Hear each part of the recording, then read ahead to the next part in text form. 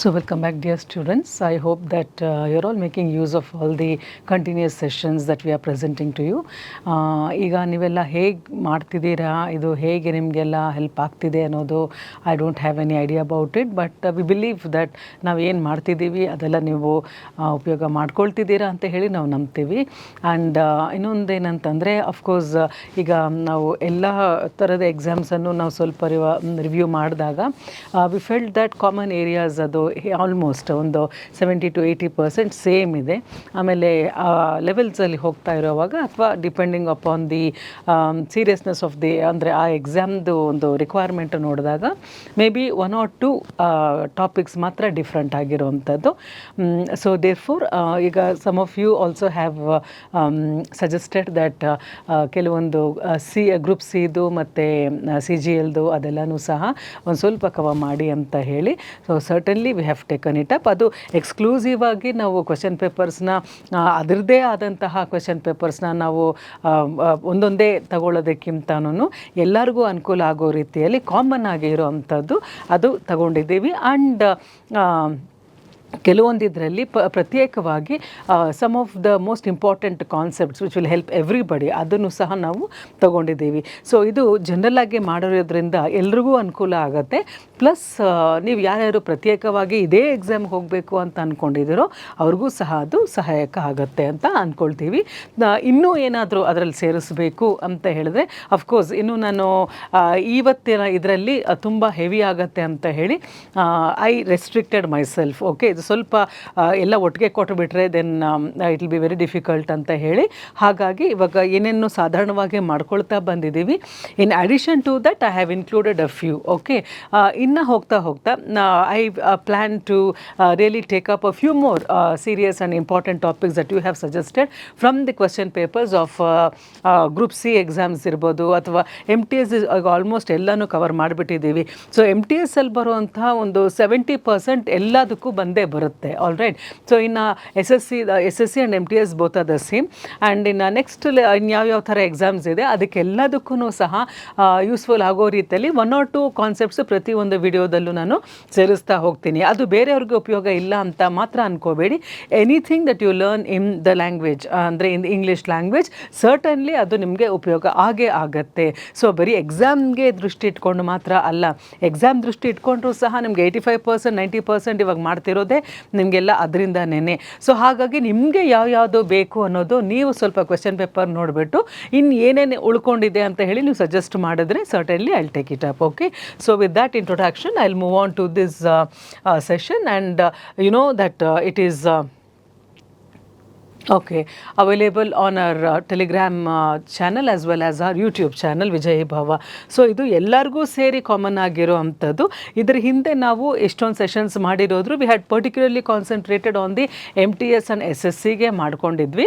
ಇವತ್ತಿನ ಒಂದು ಇದರಲ್ಲಿ we are looking into 1 or 2 aspects of something which is very important in group C as well as ನಮ್ಮ CGL ಎಕ್ಸಾಮ್ಸಲ್ಲಿ. Okay, then okay, so now select the most appropriate option to fill in the blank. Illi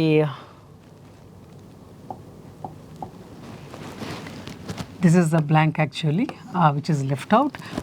The anchor gave us a dash welcome, a pleasant smile and a bouquet on reaching the hotel. The anchor anta helidre may be the one who welcomes you. Okay, so it may be a receptionist also. Okay, in any of the big companies, offices, a person will be there to receive you, to welcome you, alva. So they are called as the anchors. Amele illi we are talking about a concept called as co-location. Co-locate ಅಂದರೆ ಏನು?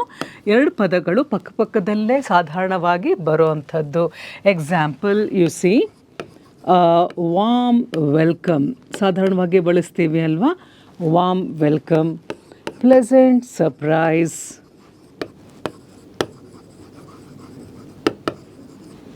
All right. Then massive attack ಅಂದರೆ heart attack, massive attack, vast area. Okay, then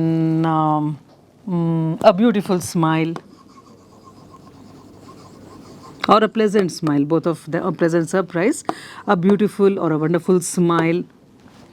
okay, ಇನ್ನು ಬೇಕಾದಷ್ಟಿದೆ. ಅಂದ್ರೇನು, ಸಾಧಾರಣವಾಗಿ ನಾವು ಆ ಪದ ಹೇಳುವಾಗ ಹಿಂದೆ automatically that adjective comes, all right. So ಹಾಗಾಗಿ ದ ರಿಸೆಪ್ಷನಿಸ್ಟ್, ಆ್ಯಂಕರ್ ಅಂತ ಹೇಳಿದ್ರೆ one who so important in welcoming, gave us a dash welcome. ಅಂದ್ರೇನು, ಯಾವ ಥರ welcome? Let us see here. A pleasant smile and a bouquet. What is a bouquet? A bouquet is a bunch of flowers. Okay, ಅದನ್ನು bouquet ಅಂತಲೇ ಕರಿತೀವಿ. Group of flowers ಅಲ್ಲ, bunch of flowers. ನಾವು on reaching the hotel, so ನಾವು hotel reach ಆಗ್ತಾ ಇದ್ದ ಹಾಗೇನೆ she welcomed us with that means very warmly, ಅಂದರೆ ಬೆಚ್ಚನೆಯ ಒಂದು ಸ್ವಾಗತ. ಸೊ ವಾರ್ಮ್ ಇದೆ, ವರ್ತ್ ಇದೆ, ವಿನ್ನಿಂಗ್ ಇದೆ, ವಂಡರ್ಫುಲ್ ಇದೆ. So which one will you choose? ಯಾವುದು ಕೋಲೊಕೇಟ್ ಅಂದರೆ ಜೊತೆಯಾಗಿ ಯಾವುದು ಅಲ್ಲಿ ಸರಿ ಹೋಗುವಂಥದ್ದು? So it is a warm welcome ಅಂತ ಸಾಧಾರಣವಾಗಿ ನಾವು ಆ ಪದಗಳನ್ನು ಜೋಡಿಯಾಗಿ ಬಳಸ್ತೀವಿ. That is called as ಕೋಲೊಕೇಶನ್, all right. So that means warm welcome. So this is the first option. Okay, then the next one, select the correct passive voice form for the given sentence.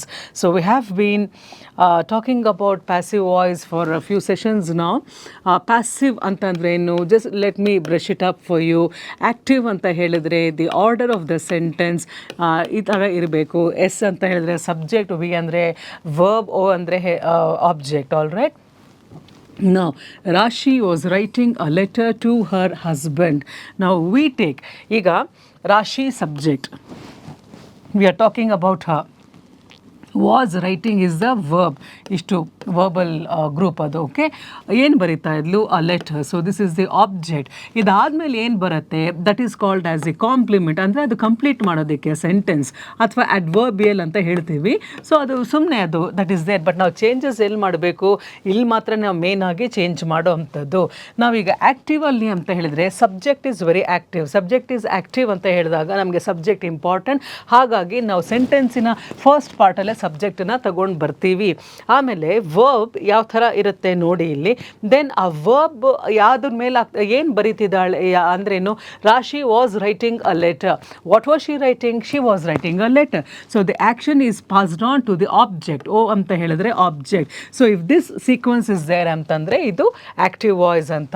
ಈಗ passive ಅಂತ ಹೇಳಿದ್ರೆ ಈ order ಬಂದು reverse ಆಗುತ್ತೆ, OVS, but without changing the meaning, without changing the tense, all right. ಆದರೆ ಏನು ವ್ಯತ್ಯಾಸ ಆಗುತ್ತೆ? ನಮಗೆ ಸಬ್ಜೆಕ್ಟ್ಗಿಂತ ಆಬ್ಜೆಕ್ಟ್ ಇಂಪಾರ್ಟೆಂಟ್ ಆಗುತ್ತೆ. ಎಲ್ಲಿ? ಪ್ಯಾಸಿವ್ ವಾಯ್ಸಲ್ಲಿ. ಸಬ್ಜೆಕ್ಟ್ ಇದ್ರೂ ಸರಿ, ಅದ್ರ ಅರ್ಥ ಬರ್ತಿದೆ ಅಂತ ಅಂದರೆ we don't even mention about the subject, all right. So therefore ಇಲ್ಲಿ ಟೆನ್ಸ್ ನೋಡ್ಕೊಳ್ಳಿ. Rashi was writing a letter to her husband. ಸರಿ, ಅವಳು ಯಾರಿಗೆ ಬರೀತಿದ್ದಾಳೆ ಅನ್ನೋದು ಆಬ್ಜೆಕ್ಟ್ ಅಲ್ಲ. ಅವಳು ಏನು ಬರೀತಿದ್ದಾಳೆ? ಇಮ್ಮಿಡಿಯೇಟ್ ವರ್ಬ್ ಆದಮೇಲೆ ಏನು ಬರುತ್ತೆ? That is the object, all right. So now bring the letter to the first part to make it passive. A letter. Okay, ನಾವು ವಾಸ್ ರೈಟಿಂಗ್ ಯಾವ ಟೆನ್ಸಲ್ಲಿದೆ? ವಾಸ್ ಅನ್ನೋದು ಪಾಸ್ಟ್. ಓಕೆನಾ? ದೆನ್ ರೈಟ್ ಅನ್ನೋದು ಪ್ರೆಸೆಂಟ್. ರೈಟಿಂಗ್ ING ಬಂತು ಅಂತಂದರೆ continuous form, ಅಂದರೆ ಬರಿತಾ ಇದ್ದಳು. ರಾಶಿ ಈಸ್ ರೈಟಿಂಗ್ ಅಂತಂದರೆ ಈ ಕ್ಷಣದಲ್ಲಿ, at the moment of speaking ಅನ್ನೋವಾಗ ಅದು present continuous. Will be writing ಅನ್ನೋದು future continuous, all right. ING ಬಂತು ಅಂತಂದರೆ ಅದು ಕಂಟಿನ್ಯೂಯಸ್ ಫಾರ್ಮ್. ಆದರೆ ಅದು ಪಾಸ್ಟಾ, ಪ್ರೆಸೆಂಟಾ, ಫ್ಯೂಚರ್ ಅಂತ ಗೊತ್ತಾಗೋದು ನಿಮಗೆ ಈ ಹೆಲ್ಪಿಂಗ್ ವರ್ಬ್ ಇಂದ. ಇಲ್ಲಿ ಈಸ್ ಇತ್ತು ಅಂತ ಅಂದರೆ ಪ್ರೆಸೆಂಟ್ ಕಂಟಿನ್ಯೂಯಸ್, ವಾಸ್ ಇತ್ತು ಅಂದರೆ past continuous, will be writing ಇತ್ತು ಅಂದರೆ future continuous, all right. So therefore ಇದು ಬಂದು ಪಾಸ್ಟ್ ಕಂಟಿನ್ಯೂಸ್ ಅಲ್ಲಿ ಇದೆ, ಆಲ್ ರೈಟ್. ಇವಾಗ ನಾವು ಪ್ಯಾಸಿವಲ್ಲಿ ಕನ್ವರ್ಟ್ ಮಾಡೋವಾಗ ರಿಮೆಂಬರ್ ದ್ಯಾಟ್ ಏನಾಗುತ್ತೆ, ಒಂದು ಸ್ಟೆಪ್ ಪಾಸ್ಟಿಗೆ ಹೋಗುತ್ತೆ. ಪ್ಯಾಸಿವ್ಗೆ ಕನ್ವರ್ಟ್ ಮಾಡೋವಾಗ ವರ್ಬ್ ಅಥವಾ ದ ಟೆನ್ಸ್, ಓಕೆ, ಒಂದು ಸ್ಟೆಪ್ಪು ಪಾಸ್ಟಿಗೆ ಹೋಗುತ್ತೆ. ಆಮೇಲೆ ಆ್ಯಕ್ಷನ್ ರಿಸೀವ್ ಆಗ್ತಾರೆ. Let me translate to you in Kannada. Rashi ಒಂದು ಪತ್ರವನ್ನು ಬರೀತಿದ್ಲು ಅವಳ ಗಂಡನಿಗೆ. ಓಕೆ, ಬರಿತಾ ಇದ್ದಳು, ಈಗ ಮುಗ್ದಿರಬಹುದು. ರಾಶಿ ಒಂದು ಪತ್ರವನ್ನು ಬರಿತಾ ಇದ್ದಳು ಅವಳ ಗಂಡನಿಗೆ, ಆಲ್ ರೈಟ್. ಈಗ ಅದನ್ನು ಹೇಗೆ ಪ್ಯಾಸಿವ್ಗೆ ಕನ್ವರ್ಟ್ ಮಾಡ್ತೀರಾ? ಒಂದು ಪತ್ರವು ರಾಶಿಯಿಂದ ಬರೆಯಲ್ಪಡುತ್ತಿತ್ತು. ಬರೆಯಲ್ಪಡುತ್ತಿತ್ತು. ಅವಳ ಗಂಡನಿಗೆ ಒಂದು ಪತ್ರವು ರಾಶಿಯಿಂದ ಬರೆಯಲ್ಪಡುತ್ತಿತ್ತು. ಈಗ ಮುಗ್ದಿರಬಹುದು. ಸೊ ಆ ಟೈಮಲ್ಲಿ the action was going on. Okay, ಈಗ ರಾಶಿ ಪತ್ರವನ್ನು ಬರೆಯುತ್ತಿದ್ದಳು ಅನ್ನೋದು ಹೋಗಿ ರಾಶಿಯಿಂದ ಒಂದು ಪತ್ರವು ಬರೆಯಲ್ಪಡುತ್ತಿತ್ತು ಅನ್ನೋದನ್ನು ಹೇಗೆ ಚೇಂಜ್ ಮಾಡ್ತೀರಾ ನೋಡಿ. So please remember that Rashi was writing a letter to her husband. ಅಲ್ಲಿ ನಾವು ಅಡಿಷನ್ ಆಗಿ ಕೆಲವೊಂದು ಚೇಂಜಸನ್ನು ಮಾಡಬೇಕು. ಸೊ ಲೆಟರ್ ವಾಸ್, ಇಲ್ಲಿ ING ನಾವು ಹಾಗೆ ತಗೊಳಕ್ಕೆ ಬರಲ್ಲ. ಆ ಲೆಟರ್ ವಾಸ್ ರೈಟಿಂಗ್ ಅಂದರೆ ಮೀನಿಂಗ್ ಚೇಂಜ್ ಆಗುತ್ತೆ. ಸೊ ಅಲ್ಲಿ ನಾನು BEING ಸೇರಿಸಲೇಬೇಕು, which is a symbol of the passive form. Okay, so a letter was being, ಮತ್ತು ಇದು ಪಾರ್ಟಿಸಿಪಲ್ ಫಾರ್ಮ್ಗೆ ಹೋಗುತ್ತೆ. Written, a letter was being written by, so ಇದು ಪ್ಯಾಸಿವ್ ಫಾರ್ಮ್ ಎಂಬ ಇಂಡಿಕೇಶನ್ ಅಗೇನ್, ಬೈ ರಾಶಿ. ಇನ್ನು ಮಿಕ್ಕಿದ್ದು as it is, to her husband. Fine. So ಆ letter ಬಂದು ಆಬ್ಜೆಕ್ಟ್ ಬರುತ್ತೆ, ವಾಸ್ ಬೀಯಿಂಗ್ ರಿಟನ್ ಕಂಪ್ಲೀಟ್ ಆಗಿ ವರ್ಬ್ ಆಗುತ್ತೆ, by Rashi becomes the subject. All right. So OVS ಇಲ್ಲಿ ಬರುತ್ತೆ. ಸೊ ದೇರ್ಫೋರ್ ಒಂದು ರಾಶಿ ಒಂದು ಪತ್ರವನ್ನು ಬರೆಯುತ್ತಿದ್ದಳು ಅನ್ನೋದು ಹೋಗಿ ಒಂದು ಪತ್ರವು ರಾಶಿಯಿಂದ ಬರೆಯಲ್ಪಡುತ್ತಿತ್ತು ಅನ್ನೋದನ್ನು ನಾವು ಚೇಂಜ್ ಮಾಡಿದ್ದೀವಿ. ಸೊ ಒಂದು ಪತ್ರವು ರಾಶಿಯಿಂದ ಬರೆಯಲ್ಪಡುತ್ತಿತ್ತು ಅನ್ನೋವಾಗ ನಾವು ರಾಶಿ ಬರೀಲಿ ಯಾರಾದರೂ ಬರೀಲಿ, ಪತ್ರ ಬರೆಯಲ್ಪಟ್ಟಿದೆ ಅನ್ನೋದು ಬಹಳ important. So object becomes more important, not the subject. So therefore, now that we have tried it out, ಇಲ್ಲಿ ಯಾವ ಆಪ್ಷನ್ ಕರೆಕ್ಟ್ ಆಗಿದೆ ನೋಡಿ. A letter was being written by Rashi to her husband. This option is correct. A letter were being written by Rashi, ಇದು ಯಾಕಾಗಲ್ಲ? Letter ಬಂದು singular ಆದರೆ ಇಲ್ಲಿ was ಬರಬೇಕು. Okay, but ಇಲ್ಲಿ ವರ್ ಕೊಟ್ಟಿದ್ದಾರೆ plural, therefore this is wrong. Then a letter was being written. See, ಒಂದು participle ಬೇಕು ನಮ್ಗೆ, ING ಕಂಟಿನ್ಯೂಸ್ ಫಾರ್ಮ್ ಬೇಕಲ್ವಾ, ಇಲ್ಲಿ BEING ಬೇಕಿತ್ತು. ಆಲ್ ರೈಟ್, ಬಟ್ ಇದು ಪಾರ್ಟಿಸಿಪಲ್ ಅಂತ ಹೇಳಿದಾಗ ತಪ್ಪಾಗತ್ತೆ. ಅಗೇನ್ ಹಿಯರ್ ಯು ಸಿ, ಇಲ್ಲಿ ಇದು ಇಲ್ಲಿ ನೋಡಿ ವರ್ ಇದೆ ಮತ್ತೆ ಬೀನ್ ಇದೆ, both these are wrong. So therefore a letter singular ಇದು, ಸೊ ವಾಸ್ ಅಂತ ಬರುತ್ತೆ. ಬೀಯಿಂಗ್ ರಿಟರ್ನ್ ಬರೆಯಲ್ಪಡುತ್ತಿತ್ತು ಅಂತ ಅರ್ಥ ಬರಬೇಕು. So these are the changes that you have done. ಇಲ್ಲಿ ಬೀಯಿಂಗ್ ಸೇರಿಸಿದ್ದೀರಾ ಮತ್ತು ಬೈ ಸೇರಿಸಿದ್ದೀರಾ. ಸೊ ಅದು ಚಿಹ್ನೆ ನಿಮಗೆ clue that it is a passive voice ಅಂತ ಹೇಳಿ. Okay, then select the option that can be used as a one word substitute for the given group of words. All right, ಇಷ್ಟು ಇದಕ್ಕೆ ನಾವು one word ಇಲ್ಲಿಂದ ಯಾವುದನ್ನು ತಗೊಳ್ಬಹುದು ಅಂತ ಹೇಳಿದ್ರೆ, ಈಗ ನೀವು ಚೂಸ್ ಮಾಡಬೇಕು ಅಂತಂದರೆ ಈ ಆಲ್ ದ 4 ಆಪ್ಷನ್ಸಿನ ಮೀನಿಂಗ್ ನಿಮಗೆ ಗೊತ್ತಿರಬೇಕು. Don't do any guess work there, because you have to learn the meanings of the words given. All right. So philology ಅಂತ ಅಂದ್ರೇನು? ಫಿಲಾಲಜಿ ಅಂದ್ರೇನು? ದ ಸ್ಟಡಿ ಆಫ್ ಲ್ಯಾಂಗ್ವೇಜಸ್ ಅಂತ ಕೊಟ್ಟಿದ್ದಾರೆ, ಬಟ್ ಆ್ಯಕ್ಚುಲಿ ಕ್ವಶನ್ ಪ್ರಕಾರ the study of languages ಬಂದು linguistics ಅಂತ ಹೇಳ್ತೀವಿ. That is the real substitute. Okay, but ಇಲ್ಲಿ ಕೊಟ್ಟಿಲ್ಲ ಅವರು. The study of languages is linguistics basically. ಆದರೆ ಇಲ್ಲಿ ಕೊಟ್ಟಿರೋ ಪ್ರಕಾರ ದ ಹಿಸ್ಟ್ರಿ ಅಂದರೆ ಏನು? The history of the languages, history of languages. Okay, is anyway language ಅಂತ ಬಂದಿರೋದ್ರಿಂದ ನಾವು ಫಿಲಾಲಜಿ ಅಂತ ಹೇಳ್ತೇವೆ. Philology that means study of the history of languages. Anthropology, ಆ್ಯಂಥ್ರೋಪ್ ಅಂತ ಹೇಳಿದ್ರೆ ಮ್ಯಾನ್ ಅಂತ ಹೇಳಿ, ಮ್ಯಾನ್ ಕೈಂಡ್ ಅಂತ ಹೇಳಿ. ಈಗ ಹ್ಯೂಮನ್ ಕೈಂಡ್ ಅಂತ ಹೇಳ್ತೀವಿ, ಮನುಷ್ಯ ಅಂತ.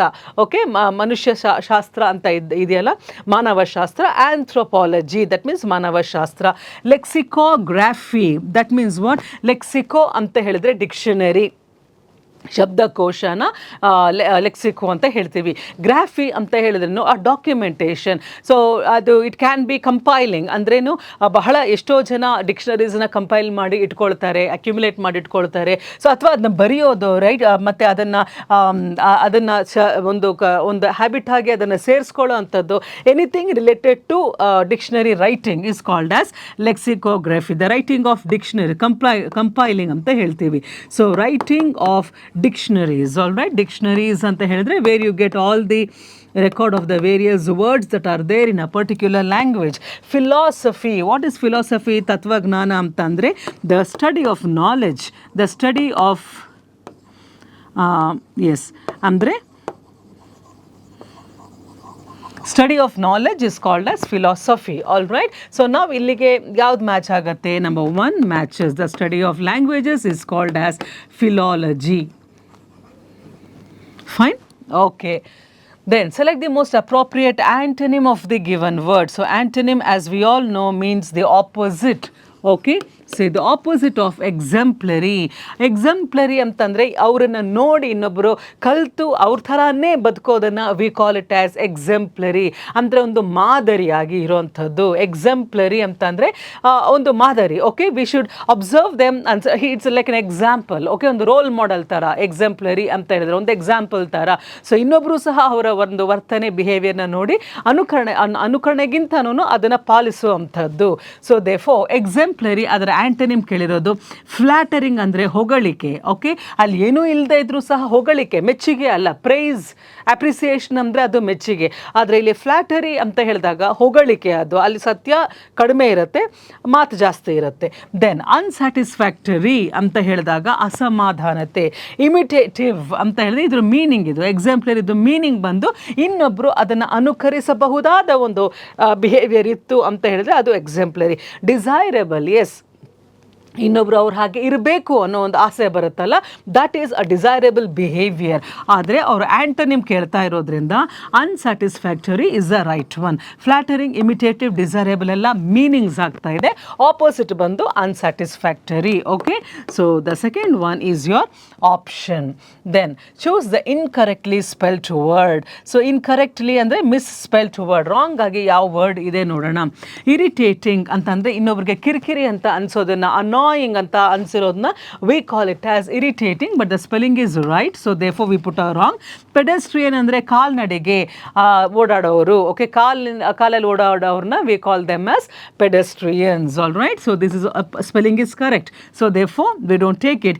Enervating ಅಂತ ಹೇಳಿದ್ರೆ ಬಹಳ ಸುಸ್ತಾಗೋ ಅಂಥದ್ದು, ಎನರ್ಜಿ ಪೂರ್ತಿ ಕಡಿಮೆ ಆಗೋ ಅಂಥದ್ದು. ಬಿಸಿಲಿಗೆ ಎಲ್ರಿಗೂ ಸಹ ಒಂಥರ ಎನೋವೇಟ್ ಆಗುತ್ತೆ ಅಂತ ಹೇಳಿದಾಗ ಅದು ಒಂಥರ ಡಲ್ ಆಗಿಬಿಡ್ತೀವಿ. So that is called as enervating. Beguiling ಅಂತ ಹೇಳಿದ್ರೆ ಇನ್ನೊಬ್ಬರನ್ನ ಒಂಥರ ಆಮಿಷ ತೋರಿಸಿ ಅವ್ರನ್ನ ಮೋಸ ಮಾಡೋ ರೀತಿಯಲ್ಲಿ ನಾವು ಅವ್ರನ್ನ ಒಂಥರ ನಮ್ಮ ಕಡೆಗೆ ತಿರುಗಿಸ್ಕೊಳ್ತೀವಲ್ಲ, that is called as beguiling. ಒಳ್ಳೆ ಮಾತಾಡಿಬಿಟ್ಟು ಅವ್ರನ್ನ ನಾವು ನಂಬೋ ಹಾಗೆ ಮಾಡ್ತೀವಲ್ಲ, that is called as beguiling. So but ಇಲ್ಲಿ ಬಿಗೈಲ್ ಸ್ಪೆಲ್ಲಿಂಗ್ ಬಂದು ಸೊ ಬಿಗೈಲಿಂಗ್ 1 L ಮಾತ್ರ ಇರೋದು, ಆದರೆ ಇವರು 2 L ಕೊಟ್ಟಿದ್ದಾರೆ. So therefore this is a mistake, that is the incorrectly spelled word, wrong word ಇರೋವಂಥದ್ದು. Okay, then select the option that can be used as a one word substitute for the given group of words. All right, so one word, sharp and direct ಅಂದರೆ ಹೇಳೋದನ್ನು ಕರೆಕ್ಟಾಗಿ ಒಂಥರ ಗುರಿ ಇಟ್ಟು ಹೇಳೋ ರೀತಿಯಲ್ಲಿ ಡೈರೆಕ್ಟಾಗಿ, ಯಾವುದು ಏನು ಅಲ್ಲಿ ನಾವು ಅದು ಅವ್ರೇನು ಅಂದ್ಕೊಳ್ತಾರೆ ಹಾಗೆ ಹೀಗೆ ಅಂತ ಮಿನ್ಸಿಂಗ್ ನೋ ವರ್ಡ್ಸ್ ಅಂತ ಹೇಳ್ತೀವಿ. ಯಾರು ಅಂದ್ಕೊಂಡ್ರು ಏನು ಪರವಾಗಿಲ್ಲ, but what I feel I want to say ಅನ್ನೋವಾಗ whatever you say the words are very sharp and direct ಅಂತ ಹೇಳುವಾಗ ದ್ಯಾಟ್ ಅದು ಅಸರ್ಬಿಕ್ ಅಂತ ಹೇಳಿದ್ರೆ sharp and direct. All right, the acerbic way of talking. Okay, so that is the meaning here. Then zoonic, actually zoonic anta illa, zootonic anta iruvanthaddu. The spelling ಮತ್ತೆ meaning ಎರಡೂ wrong. zootonic ಅಂತ ಅಂದರೆ ಯಾವ ಒಂದು disease animals ಇಂದ ಹ್ಯೂಮನ್ಸ್ಗೆ pass ಆಗುತ್ತೆ, that is called as zootonic. zoo ಅಂದರೆ animals ಅಂತ ಹೇಳಿ. Okay, from animals, disease passed from animals. Okay, anodyne ಅಂತ ಹೇಳಿದ್ರೆ where there is no cheer, they are very dull ಅನ್ನೋದು. ದೆನ್ ಅಸಿಡಿಕ್ ಅಂತ ಅಂದರೆ ಹುಳಿಯಾಗಿರುವಂಥದ್ದು, ಸವರ್. ಓಕೆ, ಸೊ ನಾವಿಲ್ಲಿ ಶಾರ್ಪ್ ಆ್ಯಂಡ್ ಡಿರೆಕ್ಟ್ಗೆ ಯಾವುದು ಸರಿ ಹೋಗುತ್ತೆ? Acerbic is the correct word. Okay, for sharp and direct. Okay, then the next one, select the most appropriate synonym of the given word. So synonym ಅಂತ ಹೇಳಿದ್ರೆ meaning. all right, so ಇದರ ಅರ್ಥ ಏನು? Keen ಅಂತ ಇದೆ. So keen ಅಂತ ಅಂದ್ರೇನು? ಬಹಳ ಒಂದು ಆಸಕ್ತಿ ತೋರಿಸುವಂಥದ್ದು, ಎಷ್ಟು ಒಂದು ಅದರಲ್ಲಿ ಮುಳುಗೋಗಿರ್ತಾರಲ್ವ, ಅಂಥ ಒಂದು ಆಸಕ್ತಿನ ನಾವು ಕೀನ್ನೆಸ್ ಅಂತ ಹೇಳ್ತೀವಿ. ತುಂಬ ಇಂಟ್ರೆಸ್ಟಿಂದ ಯಾವುದಾದ್ರೂ ವಿಷಯ ಕಲಿತಿದ್ದಾರೆ ಅಥವಾ ಕ್ಯೂರಿಯಾಸಿಟಿನ ತೋರಿಸ್ತಿದ್ದಾರೆ, ಇದನ್ನು ನಾನು ಕಲಿಬೇಕು ಮಾಡಬೇಕು ಅನ್ನೋವಾಗ that is called as a very keen interest in the thing. all right, so happy alla, enthusiastic, yes, where you show your ಏನು ತುಂಬ ಇಂಟ್ರೆಸ್ಟ್ ತೋರಿಸೋ ಅಂಥದ್ದನ್ನು we call it as keen. wild ಅಂತ ಹೇಳಿದ್ರೆ something which is not soft. imitate ಅಂದರೆ to copy, so not this. keen ಅಂತ ಹೇಳಿದ್ರೆ enthusiastic, that means very curious, very interested. These are the meanings for that. Okay, so the second one is the right answer. Then select the incorrectly spelt word. Again we have another spell check here. ಇಲ್ಲಿ ನೋಡಿ ಯಾವುದು correct ಇದೆ ಯಾವ್ದು ತಪ್ಪಿದೆ ನೋಡೋಣ. Adapt ಅಂತ ಹೇಳಿದ್ರೇನು, ಯಾವುದಾದ್ರು ದತ್ತು ತಗೊಳ್ಳುವಂಥದ್ದನ್ನು ಅಡಾಪ್ಟ್ ಅಂತ ಹೇಳ್ತೀವಿ. ಅಡ್ಯಾಪ್ಟ್ ಅಂತ ಅಂದ್ರೇನು, see adapt, adapt, adapt. Just ಒಂದು ಇಲ್ಲಿ ಓ ಬಂದಿದೆ, ಇಲ್ಲಿ ಎ ಬಂದಿದೆ, ಇಲ್ಲಿ ಇ ಬಂದಿದೆ, but meanings are completely different. All right. So adapt ಅಂತ ಅಂದರೆ ದತ್ತು ತಗೊಳ್ಳುವಂಥದ್ದು ಅಥವಾ ಒಂದು ಯಾವುದೋ ಒಂದು ವಿಷಯವನ್ನು ನನ್ನದಾಗಿ ಮಾಡಿಸ್ಕೊಳ್ಳೋದು. For example, I want to adapt new habits. Okay, so ಹೊಸ ವಿಷಯಗಳನ್ನು ನಾನು ಅಡಾಪ್ಟ್ ಮಾಡ್ಕೊಳ್ಬೇಕು ಅಂತ ಇದಕ್ಕೆ new policies. Okay, new changes in my behaviour, I want to adapt some principles. Okay, then adapt ಅಂತ ಹೇಳಿದ್ರೆ ಅಡ್ಜಸ್ಟ್ ಆಗೋದು. We have to adapt ourselves to hour surroundings ಅಂತ ಹೇಳಿದಾಗ ನಮ್ಮ ಸುತ್ತಲಿನ ಪರಿಸರಕ್ಕೆ ನಾವು ಅಡ್ಯಾಪ್ಟ್ ಅಂತ ಅಂದ್ರೇನು, ಅಡ್ಜಸ್ಟ್ ಆಗಲೇಬೇಕು. ಅಡ್ಯಾಪ್ಟ್ ಅಂದರೆ ಹೊಂದಿಕೊಳ್ಳುವಂಥದ್ದು. ಅಡೆಪ್ಟ್ ಅಂತಂದರೆ expert. So he is an adept in music ಅಂತ ಹೇಳಿದ್ರೆ ಸಂಗೀತದಲ್ಲಿ ಅವನೊಬ್ಬ ಪ್ರವೀಣ ಅಂತ ಹೇಳಿ. ಓಕೆ, ಸೊ ನಾವು ಇಲ್ಲಿ ಅವ್ರಿಗೆ ಸ್ಪೆಲ್ಲಿಂಗ್ ಚೆಕ್ ಕೇಳ್ತಾ ಇರೋದು. ಸೊ ಅಡಾಪ್ಟ್ ಸ್ಪೆಲ್ಲಿಂಗ್ ಕರೆಕ್ಟ್ ಇದೆ. ಇದು ಆಕ್ಸೆಸ್, ಆಕ್ಸೆಸ್ಗೆ ಸ್ಪೆಲ್ಲಿಂಗ್ ಏನಿರಬೇಕು, ಡಬಲ್ ಎಸ್ ಇರಬೇಕು. ಅಬ್ಯಾಂಡನ್ದು ಕರೆಕ್ಟ್ ಇದೆ. ಅಬೇಸ್, ಅಬ್ಯಾಂಡನ್ ಅಂತ ಅಂದರೆ ನಡು ನೀರಲ್ಲಿ ಕೈ ಬಿಟ್ಬಿಟ್ಟು ಹೊರಟೋಗೋದನ್ನು we call it as abandoning. ಕೇಳದೆ ಹೋಗೋದನ್ನು ಅಬ್ಯಾಂಡನ್ ಅಂತ ಹೇಳ್ತೀವಿ. For example, Rama abandoned Sita in the forest ಅಲ್ವಾ. ಸೊ ಹಾಗಾಗಿ ಮಧ್ಯದಲ್ಲೇ ಬಿಟ್ಟು ಹೋಗುವಂಥದ್ದನ್ನು we call it as abandoning. Abase ಅಂತ ಹೇಳಿದ್ರೆ ಇನ್ನೊಬ್ಬರನ್ನ ಕೀಳಾಗಿ ನೋಡೋವಂಥದ್ದು.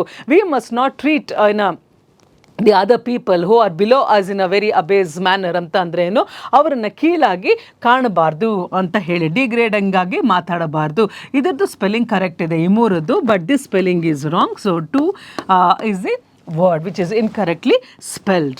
All right, then select the option that can be used as a one word substitute for the underlined group of words. Okay, ಇದೆಷ್ಟಕ್ಕೂ ಸೇರಿ ಒಂದು ವರ್ಡ್ ಹಾಕ್ಬೋದಾ ನೋಡೋಣ. After my father passed away, I used to look at a series of stars trying to find the unknown. So ನಮ್ಮ ತಂದೆ ತೀರ್ಕೊಂಡಾಗ ನಾನು ಆಕಾಶ ನೋಡ್ತಾ ಅಲ್ಲಿರುವಂತಹ series of ಸ್ಟಾರ್ಸ್ನ ನೋಡ್ತಾ ಇದ್ದೆ. ಅದನ್ನೇನಂತ ಕರಿತೀವಿ ಅಂದರೆ, ಸ್ಟಾರ್ಸ್ ಎಲ್ಲ ಒಂದು ಪರ್ಟಿಕ್ಯುಲರ್ ಅರೇಂಜ್ಮೆಂಟಲ್ಲಿ ಇದ್ದಾಗ ನಾವು ಅದನ್ನು ಬೇರೆ ಬೇರೆ ಟರ್ಮ್ಸಲ್ಲಿ ಕರಿತೀವಿ. ಫಾರ್ ಎಕ್ಸಾಂಪಲ್, ಗ್ಯಾಲಕ್ಸಿ ಎಲ್ಲನೂ ಸ್ಟಾರ್ಸ್ಗೆ ಸಂಬಂಧಪಟ್ಟಿದ್ದೆ, ಕಾನ್ಸ್ಟಲೇಷನ್. ಬಟ್ ಕ್ಯಾರವನ್ ಅಂಡ್ ಹೋರ್ಡ್ ಬೇರೆ ಬೇರೆ ಮೀನಿಂಗ್.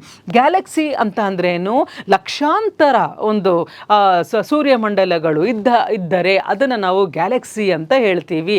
ಕಾನ್ಸ್ಟಲೇಷನ್ ಅಂತ ಹೇಳಿದ್ರೆ neat pattern of stars. Okay, ಗ್ಯಾಲಕ್ಸಿಯಲ್ಲಿ ಹೇಗೆಂದರೆ ಹೇಗೆ ಎಲ್ಲ ಡಸ್ಟು ಗಿಸ್ಟು ಸ್ಟಾರ್ಸು ಎಲ್ಲನೂ ಸೇರಿ ಒಂದು ರಾಶಿ ಥರ ಇರುತ್ತೆ ಅಲ್ಲಿ.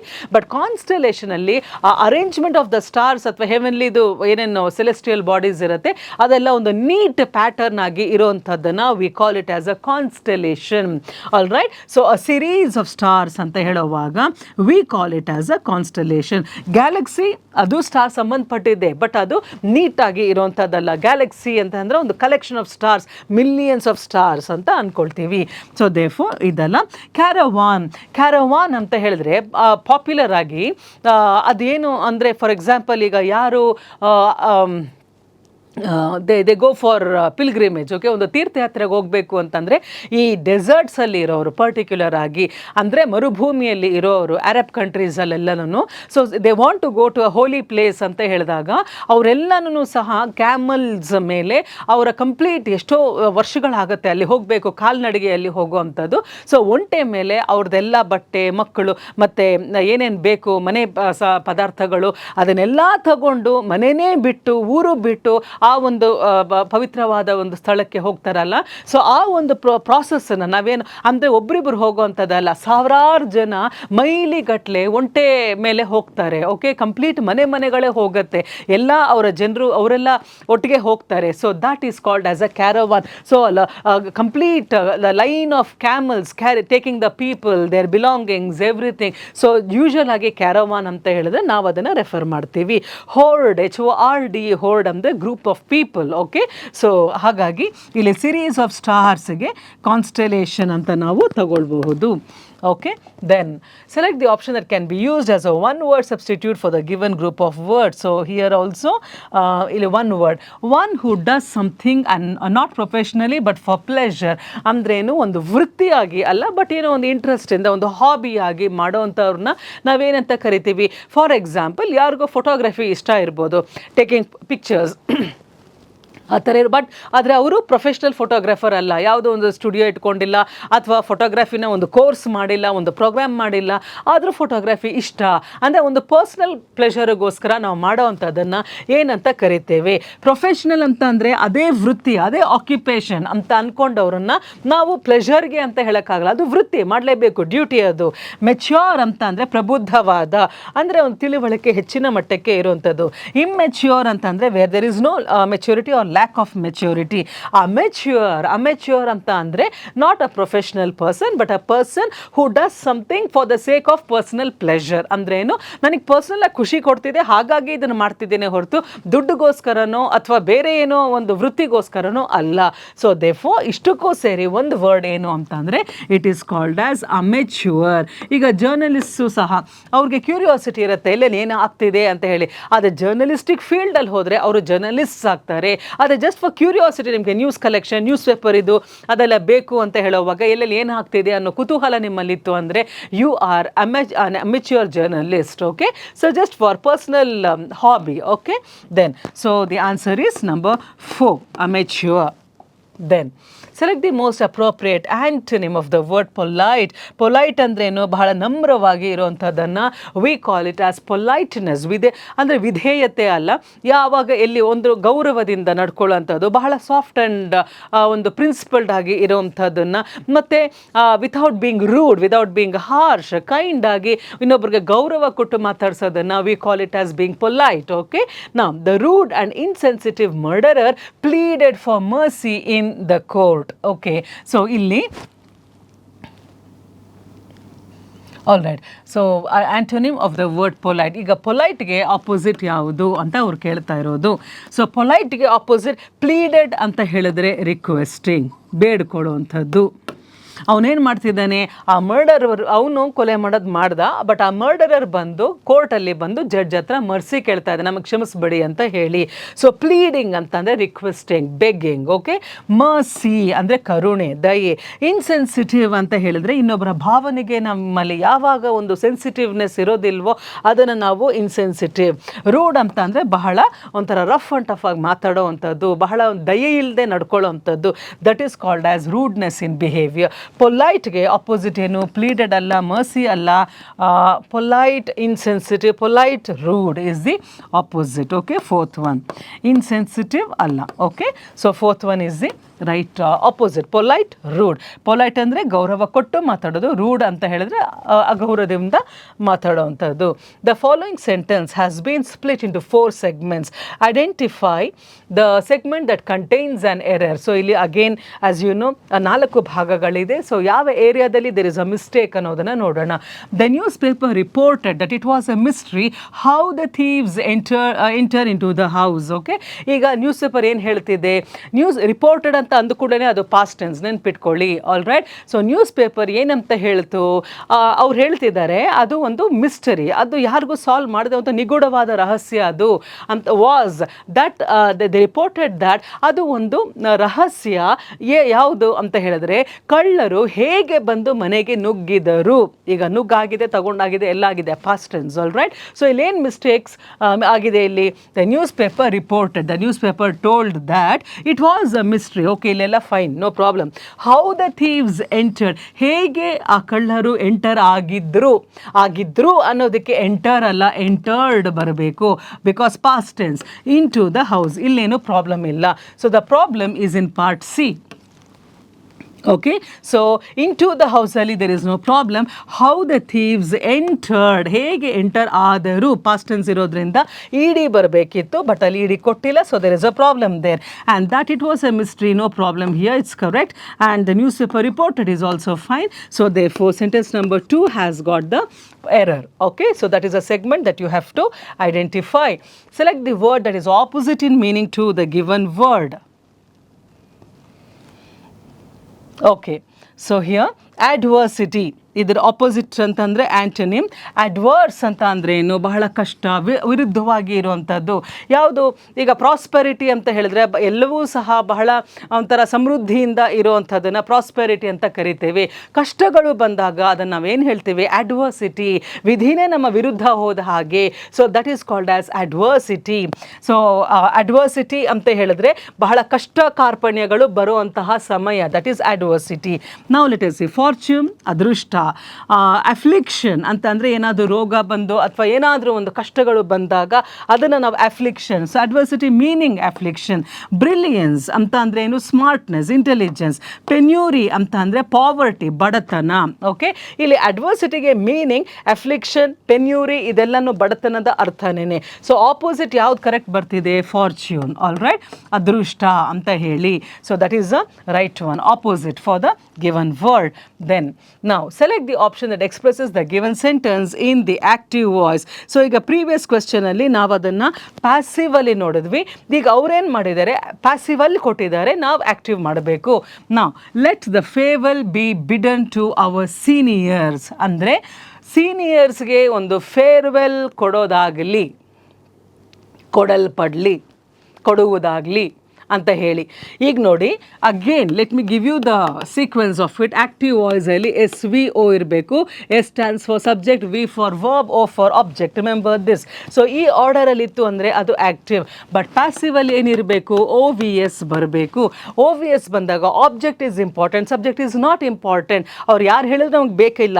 ಈಗ ನೋಡಿ ಸೀನಿಯರ್ಸ್ಗೆ ಫೇರ್ವೆಲ್ ಪಾರ್ಟಿ ಕೊಡಲ್ಪಡಲಿ ಅಂತ ಹೇಳಿದ್ದಾರೆ. ಯಾರು ಕೊಡ್ತಾರೆ, ಅಲ್ಲಿ ಕೊಟ್ಟಿಲ್ಲ. ಯಾರಿಂದ ಕೊಡಲ್ಪಡಬೇಕು, it's not given, that means it's not important. ಅವ್ರಿಗೆ ಯಾರು ಕೊಡೋದು ಅನ್ನೋದು ಮುಖ್ಯ ಅಲ್ಲ. ಸೀನಿಯರ್ಸ್ಗೆ ಫೇರ್ವೆಲ್ ಕೊಡೋದು ಇಂಪಾರ್ಟೆಂಟ್ ಅಷ್ಟೇ.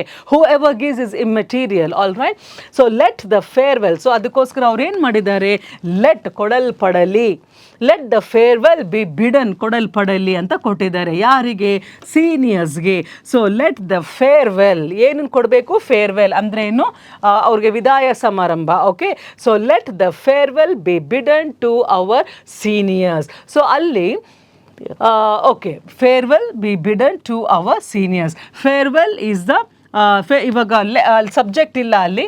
ಫೇರ್ವೆಲ್ ಬಂದು ಆಬ್ಜೆಕ್ಟ್, ವರ್ಬ್ ಇದೆ. ಓಕೆ, ಟು ಪ್ರಿಪೋಸಿಷನ್ ಬಂದಾದಮೇಲೆ ಅದು ಸಬ್ಜೆಕ್ಟ್ ಆಗೋದಿಲ್ಲ. ಅದು ಸೀನಿಯರ್ಸ್ಗೆ ಅಂತ ಇದ್ರೂ ಸಹ ಏನು ಕೊಡ್ತಾ ಇರೋದು ಅವರು, ಫೇರ್ವೆಲ್. ಆಲ್ ರೈಟ್, ಸೊ ಅಲ್ಲಿ ವರ್ಬ್ ಏನು, ಬಿ ಬಿಡನ್ ಅಂತ ಹೇಳಿ. Farewell is the noun there. Okay, ನಾವು ಇಲ್ಲಿ let the farewell be bidden to our seniors ಅಂದಾಗ ಸಬ್ಜೆಕ್ಟ್ ಹಾಕಬೇಕು. ಎಸ್ ಇಲ್ಲ ಅಲ್ಲಿ. ಸೊ ಒಂದು ಇಮ್ಯಾಜಿನರಿ ಸಬ್ಜೆಕ್ಟ್ ಸೂಟಬಲ್ ಆಗಿ ಇರೋವಂಥದ್ದನ್ನು ನೀವು ಹಾಕಬೇಕು.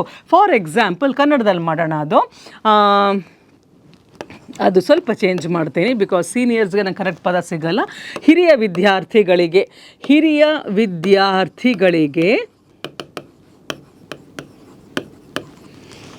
ವಿದಾಯ ಏನು,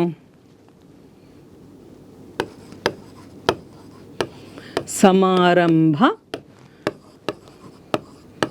ಕೊಡಲ್ಪಡಲಿ.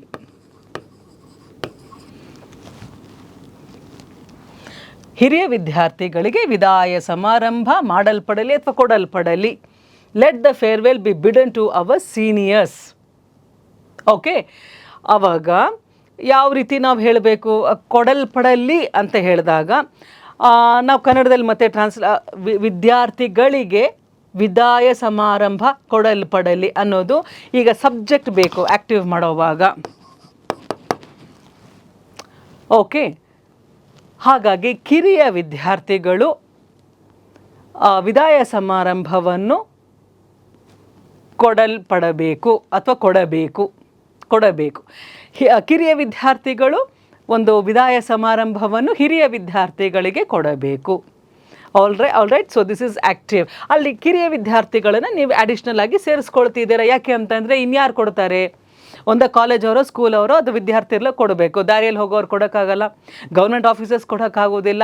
So look into the situation and the context and put the appropriate subject there. All right, ಹಾಗಾಗಿ ವಿ ಅಂತ ಹಾಕಿ ಬೆಟರ್. ಸೊ ಇಲ್ಲಿ ನೋಡಿ, ನಾವು ವಿದಾಯ ಸಮಾರಂಭವನ್ನು ಕೊಡಬೇಕು ಹಿರಿಯರಿಗೆ. ವಿದಾಯ ಸಮಾರಂಭ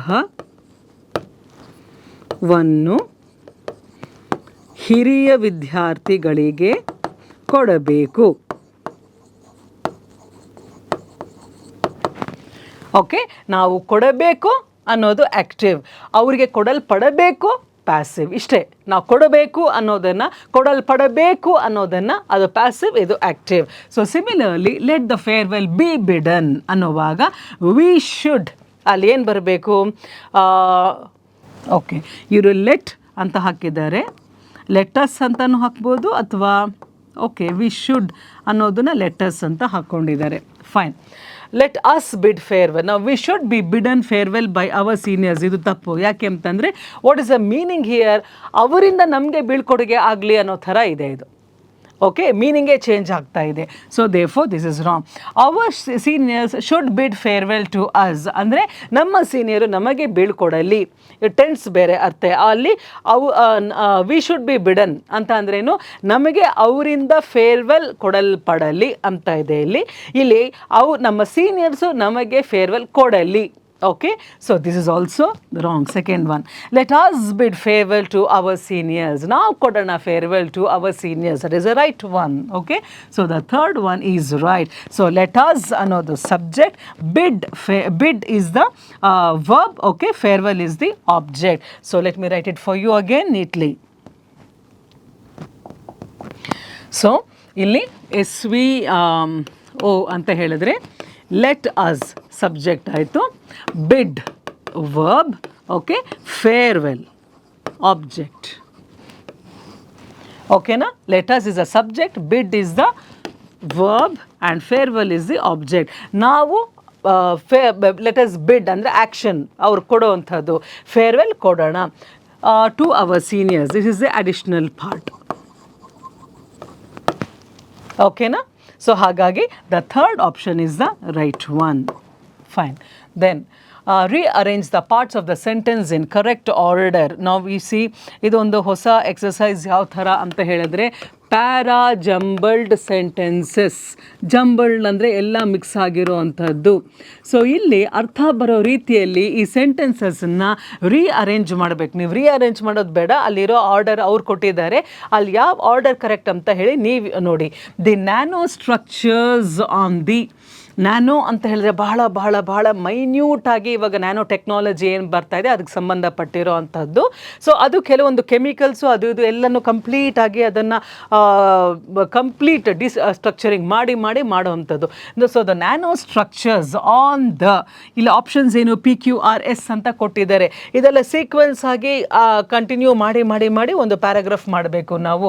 the nano structures on the with added. ಇಲ್ಲಿ ನೋಡಿ, ಆನ್ ದ ಅಂತ ಬಂದಾಗ ಆನ್ ಅಂತ ಹೇಳಿದ್ರೆ ಒಂದು ಪ್ರಿಪೋಸಿಷನ್ ಅಲ್ವಾ ಇದು. ಆನ್ ಅಂತಂದರೆ ಯಾವುದ್ರದ್ದೋ ಮೇಲೆ ಅದು ಸರ್ಫೇಸ್ ಬರಬೇಕಲ್ಲಿ. ಆನ್ ಅಂತ ಹೇಳಿದಾಗ ಒಂದು ಸಮಥಿಂಗ್ ಅಪಾನ್ ದಟ್ ಅಲ್ವಾ. ಆನ್ ದಟ್ ಅಂತ ಹೇಳಿದ್ರೆ ಅಲ್ಲಿ ನಮಗೊಂದು ವಸ್ತು ಬೇಕು. ಅಲ್ಲಿ ವಿತ್ ಅಂತ ಇನ್ನೊಂದು ಪ್ರಿಪೋಸಿಷನ್ ಬಂದಾಗ ಕಂಟಿನ್ಯೂಟಿ ಬರಲ್ಲ. So therefore surface made of nickel selenide. The nano structures on the offers ಅನ್ನೋದು ಸಹ ಬರಲ್ಲ. The nano structures on the that ಅನ್ನೋದು ಬರೋದಿಲ್ಲ. So the nano structures on the surface of the, ಯಾವುದ್ರ ಮೇಲೆ ನ್ಯಾನೋ ಸ್ಟ್ರಕ್ಚರ್ಸ್ ಇರೋದು? On the surface made of nickel selenide. Okay, made of nickel selenide ಅದು chemical. ಅದರ ಜೊತೆಗೆ ಈಗ ನೀವು ಇದನ್ನು ತಗೊಳ್ಳಿ. ಸೊ ಇಲ್ಲಿ ಫಸ್ಟ್ ಈ ಸೆಂಟೆನ್ಸ್ ಇದೆ, then you take Q, then ಅದರ ಕಂಟಿನ್ಯೂಯೇಷನ್ ಆಗಿ with added or doped iron and phosphor, Q and P. Okay, ಆವಾಗ ಫಾಸ್ಫರ್ ಇದೆಲ್ಲ ಸೇರಿ ಒಂದು ಕಾಂಬಿನೇಷನ್ ಆಗುತ್ತೆ which offers the high performance and stability. So R ಬರುತ್ತೆ, that are needed for industrial scale electrolysis. So QPRS. So this option is the right one. ಆಗ ಮಾತ್ರ ಆ continuity ಬರುತ್ತೆ ನಿಮಗೆ. Thought as well as the sentence structure ಕರೆಕ್ಟಾಗಿ ಬರುತ್ತೆ. So ಯಾಕೆ ನಾನು ಇದನ್ನು ತಗೊಳ್ತಾ ಇಲ್ಲ ಅಂತಂದರೆ ಇಲ್ಲಿ ದ ಆದಮೇಲೆ ವಿತ್ ಅನ್ನೋದು ಯಾವಾಗಲೂ ಬರೋದಿಲ್ಲ, ಆ ಸೆಂಟೆನ್ಸ್ ಫಾರ್ಮೇಷನ್ ಇರೋದಿಲ್ಲ. ಹಾಗಾಗಿ ಆನ್ ಅಂತ ಬಂದಾಗ ಆನ್ ದ ಸರ್ಫೇಸ್ ಆಟೋಮೆಟಿಕ್ ಆಗಿ ಅದು ಲಿಂಕ್ ಆಗುತ್ತೆ ಅಲ್ಲಿ. On the surface made of nickel selenide ಇದೊಂದು ಕೆಮಿಕಲ್. ಅದ್ರ ಜೊತೆಗೆ ಇನ್ನೊಂದು ಕೆಮಿಕಲ್ ಬಗ್ಗೆ ಅಲ್ಲಿ ಮಾತಾಡ್ತಿದ್ದಾರಲ್ಲ, ವಿತ್ ಆ್ಯಡೆಡ್ ಆರ್ ಡೂಬ್ಡ್ ಅಂದರೆ ಆರ್ಟಿಫಿಷಿಯಲ್ ಆಗಿರುವಂತಹ ಅಯರ್ನ್ ಆ್ಯಂಡ್ ಫಾಸ್ಫರ್. ಫಾಸ್ಫರ್ ಅಲ್ಲಿ ಸಿಂಗ್ಯುಲರ್ ಬರ್ತಿದೆ. ಸೊ ಹಾಗಾಗಿ ಇಷ್ಟೋ ಕಾಂಬಿನೇಷನ್ ಬಂದಾಗ ಅಂತಂದಾಗ that offers the high performance and stability. ಆಮೇಲೆ ಲಾಸ್ಟಲ್ಲಿ ಇಂಥ ಸ್ಟೆಬಿಲಿಟಿ ರಿಕ್ವೈರ್ಡ್ ಯಾವುದಕ್ಕೆ, that are needed for industrial scale electrolysis. ಇಷ್ಟೂ ಪ್ರಾಸೆಸ್ ಬೇಕು ಯಾವುದಕ್ಕೆ, ಫೈನಲಿ ಎಲೆಕ್ಟ್ರಾಲಿಸಿಸ್ಗೆ ಬೇಕಾಗಿರುವಂಥದ್ದು. So therefore the right option is QPRS, option number 1. So ಈ ರೀತಿ ನಮಗೆ ಒಂದು ಸೆಂಟೆನ್ಸ್ ಇನ್ನೊಂದು ಸೆಂಟೆನ್ಸು ಲಿಂಕ್ ಆಗಿ ಒಂದು ಐಡಿಯಾನ ಕನ್ವೆ ಮಾಡಬೇಕು. ಸೊ ಅದಕ್ಕೆ ಅನಾಲಿಟಿಕಲ್ ಎಬಿಲಿಟಿ ಬೇಕು. ಸೊ ಮತ್ತು ನಿಮ್ಮ ಥಿಂಕಿಂಗ್ ಆರ್ಡರ್ ಯಾವ ರೀತಿ ಇದೆ ಅನ್ನೋದು ಸ್ಪಷ್ಟತೆ ನಿಮ್ಮಲ್ಲಿ ಹೇಗಿದೆ, ಆ ಸಬ್ಜೆಕ್ಟ್ ನಾಲೆಜ್ ನಿಮಗೆ ಹೇಗಿದೆ, ಬಹಳ important. And that is why I tell you don't limit your knowledge. ಯಾಕೆ ಅಂತಂದರೆ ಎಲ್ಲ ಸಬ್ಜೆಕ್ಟ್ಸ್ ಬಗ್ಗೆನೂ ಸ್ವಲ್ಪ ಗೊತ್ತಿರಬೇಕು. ಮತ್ತು ವರ್ಡ್ ಫಾರ್ಮೇಷನ್ ಯಾವ ಥರ ಇರಬೇಕು ಅನ್ನೋದು ಆಟೋಮೆಟಿಕ್ ಆಗಿ ನಿಮಗೆ ಗೊತ್ತಾಗಬೇಕು. ಈ ಥರ ಸೆಂಟೆನ್ಸ್ ಹಾಕಿದ್ರೆ ಅದು ಸರಿ ಅನ್ಸತ್ತಾ ಅನ್ನೋದು ನಿಮಗೆ ಒಂದು ರಿಫ್ಲೆಕ್ಸ್ ಆಗಿ ಗೊತ್ತಾಗಬೇಕು. ಅದು ಮೈಂಡಲ್ಲಿ ನಿಮ್ಗೆ ಗೊತ್ತಾಗುತ್ತೆ, ಯಾಕೋ ಇದು ಸರಿ ಬರ್ತಾ ಇಲ್ಲ ಅಂತ ಹೇಳಿ ನಿಮಗೆ ಅನಿಸುತ್ತೆ, ಬಿಕಾಸ್ ಆ ಫಾರ್ಮೇಷನ್ ಸರಿ ಇಲ್ಲ ಅಂತ ಅಂದಾಗ. ಸೊ ಹಾಗಾಗಿ ನೀವು ಬರೀ ನಾನು ಎಕ್ಸಾಮ್ ಓದ್ತೀನಿ, ಬರೀ ಪೊಲೀಸ್ ಕಾನ್ಸ್ಟೇಬಲ್ ಓದ್ತೀನಿ, ಬರೀ ಕ್ಲರಿಕಲ್ ಎಕ್ಸಾಮ್ ಓದ್ತೀನಿ ಅಂತ ಹೇಳಿದ್ರೆ ನಿಮಗೆ ಎಕ್ಸಾಮ್ ಕ್ಲಿಯರ್ ಮಾಡ್ತಿರೋ ಇಲ್ವೋ ಗೊತ್ತಿಲ್ಲ. ಬಟ್ ದೆನ್ ನಿಮ್ಗೆ ಆ ಜ್ಞಾನ ಬೇಕು. ಆ ಜ್ಞಾನ ಇದ್ದರೆ ಎಕ್ಸಾಮ್ ಆಲ್ರೈಟ್. ಅದೇ ಇಲ್ಲ ಅಂತ ಅಂದರೆ ಜಸ್ಟ್ ಬೈ ಹಾರ್ಟ್ ಮಾಡ್ಕೊಂಡು ಎಕ್ಸಾಮ್ ಕ್ಲಿಯರ್ ಮಾಡೋಕ್ಕಾಗೋದಿಲ್ಲ. ಯಾಕೆಂದರೆ ಇತ್ತೀಚಿನ ದಿನಗಳಲ್ಲಿ competition is really becoming more severe all right. So ಹಾಗಾಗಿ ನೀವು ಅಂದರೆ ಎಕ್ಸಾಮಿನ ಸೀರಿಯಸ್ನೆಸ್ ಜೊತೆಗೆ ನಾಲೆಡ್ಜು ಸಹ ಅಭಿವೃದ್ಧಿ ಮಾಡ್ಕೊಳ್ಬೇಕು. ಸೊ ಆ ಅನಾಲಿಟಿಕಲ್ ರೀಸನಿಂಗ್ ಎಬಿಲಿಟಿ ಬಂತು ಅಂತಂದರೆ ಮಾತ್ರ ಇಂಥ ಒಂದು ಇದನ್ನೆಲ್ಲ ನೀವು ಈಸಿಯಾಗಿ ಅದನ್ನು ಗ್ರಹಿಸ್ಕೊಳ್ಳೋಕ್ಕೆ ಸಾಧ್ಯ ಆಗುತ್ತೆ. So QPRS is your option there. Now select the most appropriate co-locating word to fill in the blank. So co-locate ಅಂತ ಹೇಳಿದಾಗ I have told you that co ಅಂತಂದರೆ ಜೊತೆಯಲ್ಲಿರೋದು, ಲೊಕೇಟ್ ಅಂದರೆ ಜೊತೆಯಲ್ಲಿ ಎಕ್ಸಿಸ್ಟಿಂಗ್, ಕೋ ಎಕ್ಸಿಸ್ಟಿಂಗ್ ಆಲ್ರೈಟ್. ಜೊತೆಯಲ್ಲೇ ಯಾವಾಗಲೂ ಆ ಪದಗಳು ಒಟ್ಟೊಟ್ಟಿಗೆ ಇರುವಂಥ ಪದಗಳದು.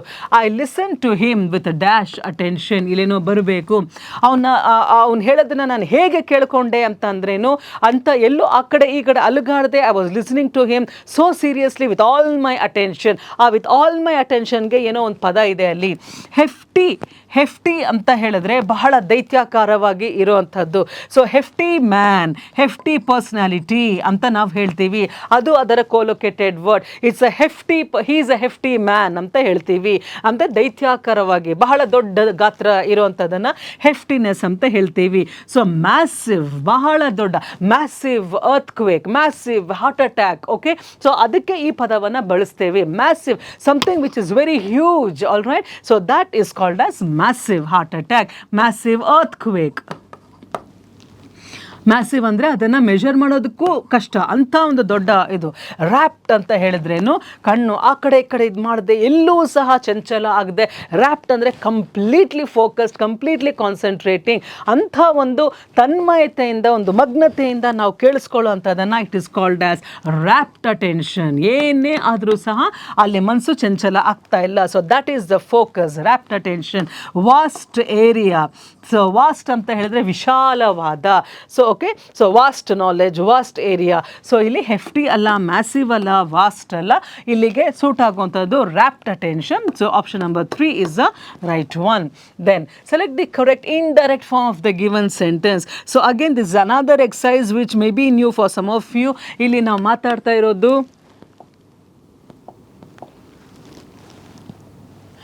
direct and indirect speech.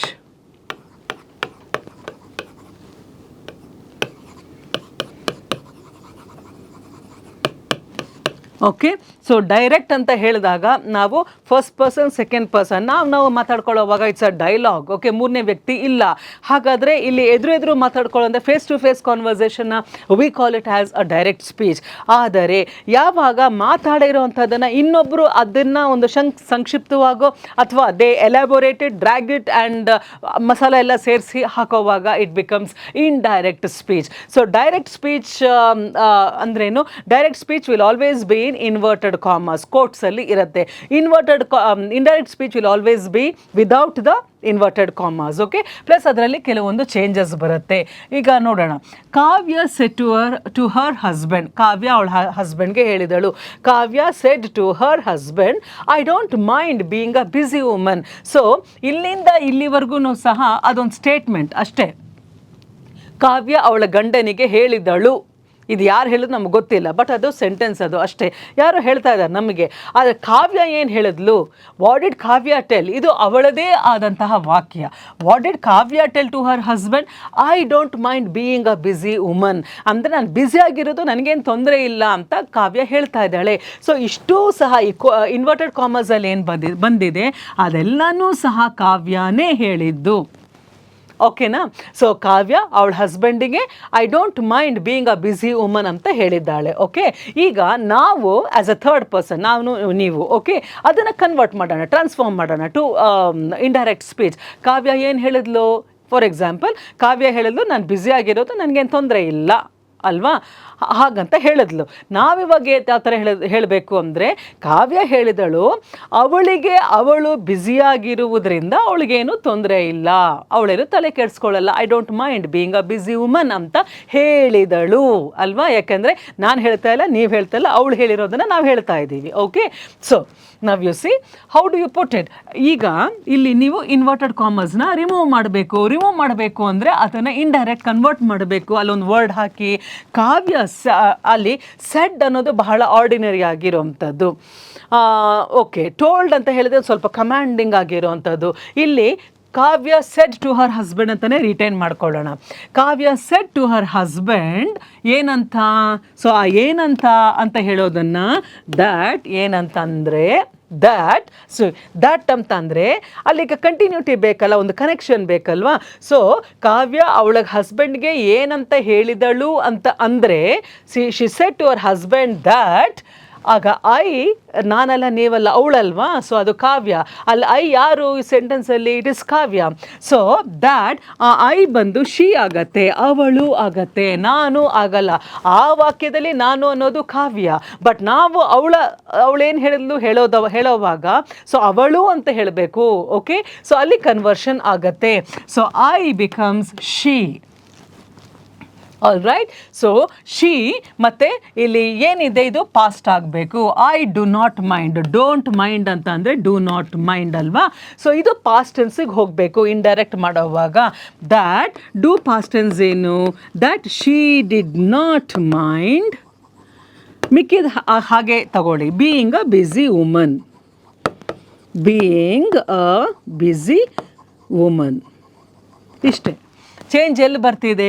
ಇಲ್ಲಿ ನೀವು ಇನ್ವರ್ಟೆಡ್ ಕಾಮರ್ಸ್ ರಿಮೂವ್ ಮಾಡಬೇಕು, ಆಮೇಲೆ ಅಲ್ಲಿ ಒಂದು ಕನೆಕ್ಟರ್ ಸೇರಿಸ್ಬೇಕು, ಆಮೇಲೆ ಪ್ರೆಸೆಂಟ್ ಇರೋದನ್ನು ಪಾಸ್ಟಿಗೆ ಹಾಕಬೇಕು, ಮಿಕ್ಕಿದು as it is you have to take. Okay, ನಾವು ಲೆಟ್ ಅಸ್ ಸಿ ಇಲ್ಲಿ ಯಾವ ಆಪ್ಷನ್ ಕರೆಕ್ಟ್ ಇದೆ. ಇಲ್ಲಿ ನೋಡ್ಕೊಳ್ಳಿ, ಇದು ಈ ಥರ ಬರಬೇಕು. Kavya said to her husband, ಅದೇ ಥರ ಅಲ್ಲಿಂದ ಕಂಟಿನ್ಯೂಯೇಷನ್ ಇದು. That she did not mind being a busy woman, ಅವಳಿಗೇನು ತೊಂದರೆ ಇರಲಿಲ್ಲ ಅಂತ ಹೇಳಿದ್ಲು ಅವಳ ಹಸ್ಬೆಂಡ್ಗೆ, ಅವಳು ಬ್ಯುಸಿ ಆಗಿರೋದ್ರಿಂದ. Kavya told her husbands that she had not mind, she had ಏನಕ್ಕೆ ಬರಬೇಕಲ್ಲಿ? ಅಲ್ಲಿ ವರ್ಬ್ ಇರೋದು ಡು, ಸೊ ಡಿಡ್ ಆಗಬೇಕದು, ಹ್ಯಾಡ್ ಬೇಡ. Therefore this is wrong. ಆ ವರ್ಡನ್ನು ನಾವು ಚೇಂಜ್ ಮಾಡೋಕ್ಕೆ ಬರೋದಿಲ್ಲ. ಡಿಡ್ ಇದ್ದರೆ ಫಾರ್ಮ್ಸ್ ಆಫ್ ಡೂನೇ ಹಾಕಬೇಕು. So Kavya told her husband that she do not mind, she do not mind ಅನ್ನೋದು ಬರಲ್ಲ, ಡು ಬರೋದು ಮೋರ್ ದ್ಯಾನ್ ಒನ್ ಪರ್ಸನ್ಗೆ. ದೇ ಅಂತ ಇದ್ದಿದ್ರೆ ಬರ್ತಿತ್ತು, ಬಟ್ ಶಿ ಸಿಂಗ್ಯುಲರ್ ಇದೆ ಅಲ್ಲಿ. ಶಿ ಡಸ್ ನಾಟ್ ಮೈಂಡ್ ಅದು ಬರಲ್ಲ, ಯಾಕೆಂದರೆ ಡಿಡ್ ಬರಬೇಕಲ್ಲಿ. So this is wrong. Kavya said to her husband that she did not mind being a woman, busy woman. Okay, so the third one is right. Kavya told her husband that she did not mind. Told her husband ಯಾಕೆ ಬರಲ್ಲ ಅಂತ ಹೇಳಿದ್ರೆ ಅದೊಂಥರ order ಮಾಡಿದಾಗೆ. Told ಅನ್ನೋದು correct ಇರ್ಬೋದು sentence, but then ಸ್ವಲ್ಪ ಒಂಥರ ರ್ಯಾಪೋ ಬಿಲ್ಡ್ ಮಾಡೋಕ್ಕೆ ಪ್ಲೆಸೆಂಟ್ ಆಗಿರೋದಕ್ಕೆ I am still retaining shed to her husband. ಅವಳು ಮಾತಲ್ಲೇ ಹೇಳಿದ್ಲು ಅಂತೇಳಿ. ಟೋಲ್ಡ್ ಅಂದರೆ ಒಂದು ಅಧಿಕಾರವಾಗಿ ಹೇಳುವಂಥದ್ದನ್ನು ಟೋಲ್ಡ್ ಅಂತ ಹೇಳ್ತೀವಿ. So therefore we are retaining the third one. Okay, so this is the answer.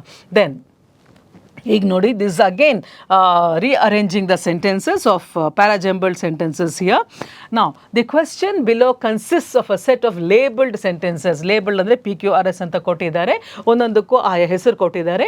One of the four options given, select okay, out of the options select the most logical order.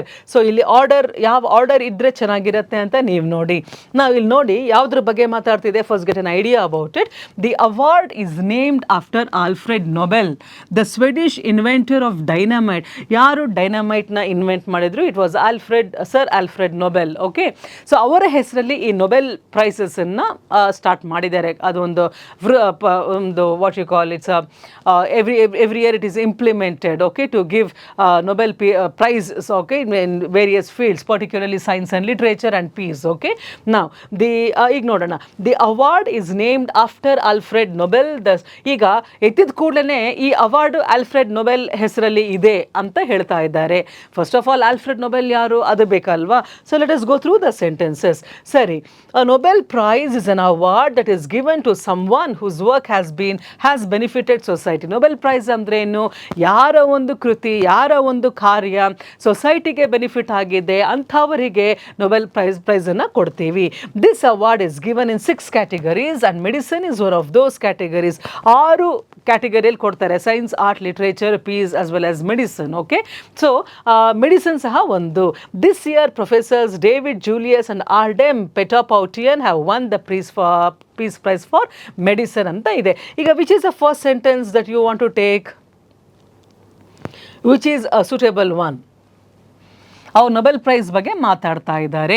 So we will take Q as a first one. A Nobel price is an award. So we are talking about the Nobel prize ಅಲ್ವಾ? So ಹಾಗಾಗಿ ಅದೇನು? That is given to someone whose work has benefited. Fine. ಈಗ ಅದು ಯಾರ ಹೆಸರಲ್ಲಿದೆ?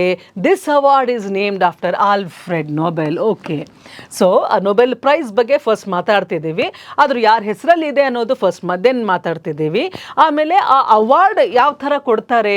It is given in 6 categories ಅಂತ ನೋಡ್ತಿದ್ದೀವಿ. ಆಮೇಲೆ ಈ ವರ್ಷದ ಯಾರಿಗೆ ಹೋಗ್ತಿದೆ? That is the last one. So QPRS. All right, so let us see if the order is correct. The award ಅಂತ ಅಂದ್ಕೂಡಲೇ ಯಾವ ಅವಾರ್ಡ್ ಅನ್ನೋ ಕ್ವೆಶ್ಚನ್ ಬರುತ್ತೆ. ಹಾಗಾಗಿ ಇದಾಗೋದಿಲ್ಲ. ಫಸ್ಟ್ ಆಫ್ ಆಲ್ ನಮಗೆ ಒಂದು ಇಂಟ್ರೊಡಕ್ಷನ್ ಬೇಕು. ಯಾವುದಾದ್ರು ಇಂಟ್ರೊಡಕ್ಷನ್?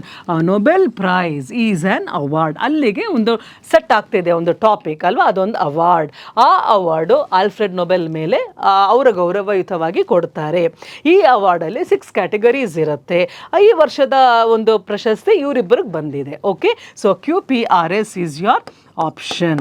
ಸೊ ಈ ರೀತಿ ನೀವು ಲಾಜಿಕಲ್ ಆಗಿ ಅನಲೈಸ್ ಮಾಡಿ, ಅಂದರೆ ನಿಮಗೆ ಆ ಥಾಟ್ ಒಂದು ಪ್ರಾಸೆಸ್ಸು ಸಹ ಕ್ಲಿಯರ್ ಆಗಿರ್ಬೇಕು. ಯಾಕಂದರೆ ಎಲ್ಲ ಸೆಂಟೆನ್ಸಸ್ಸು ಕರೆಕ್ಟ್ ಆಗಿದೆ ಅಂತಲೇ ಅನಿಸುತ್ತೆ ನೋಡಿದಾಗ, ಬಟ್ ಎಲ್ಲಿ ಲಿಂಕ್ ಮಿಸ್ ಆಗ್ತಿದೆ ಆ ಲಿಂಕನ್ನು ನೀವು ಜೋಡಿಸ್ಬೇಕು. That is what you have to do. ಎಲ್ಲ ಮಿಕ್ಸಪ್ ಆಗಿರುತ್ತಲ್ಲ, ಅದನ್ನು ಒಂದು ಎಳೆ ಇಟ್ಕೊಂಡು ಅದನ್ನೆಲ್ಲ ಒಂದು ನೀಟಾಗಿ ಆರ್ಗನೈಸ್ ಮಾಡಿದಾಗ it becomes a nice paragraph. All right, then select the most appropriate option to fill in the blank. ಇಲ್ಲಿ idiomatic expression ಇದೆ. ಏನು ಅಂತ ನೋಡೋಣ.